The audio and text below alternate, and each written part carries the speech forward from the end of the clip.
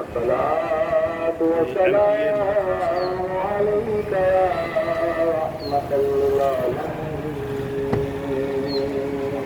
وعلى آلك وصحبك نور الله. الصلاة والسلام عليك يا خاتم النبيين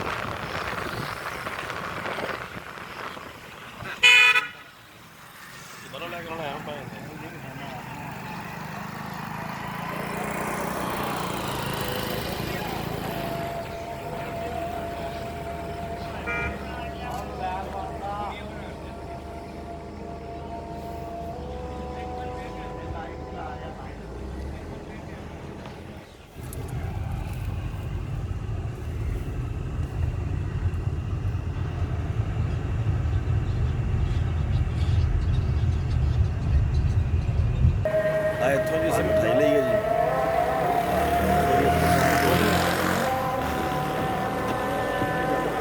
ਅਸੀਂ ਬੰਦਾ ਵਾਪਸ ਨਿਕਲਾਂਗੇ ਤਾਂ ਹਸਪਤਾਲ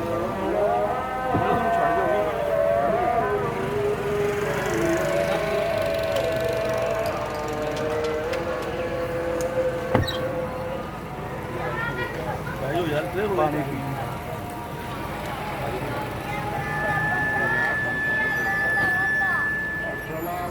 ਪਾਣੀ ਪੀਣਾ ਗੱਡੀ ਨਹੀਂ ਕਿਸੇ ਨੇ ਨਹੀਂ ਪੀਣਾ ਬੈਠੋ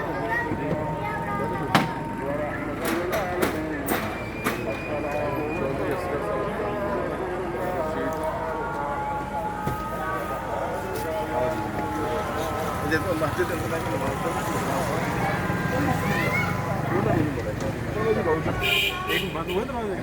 नहीं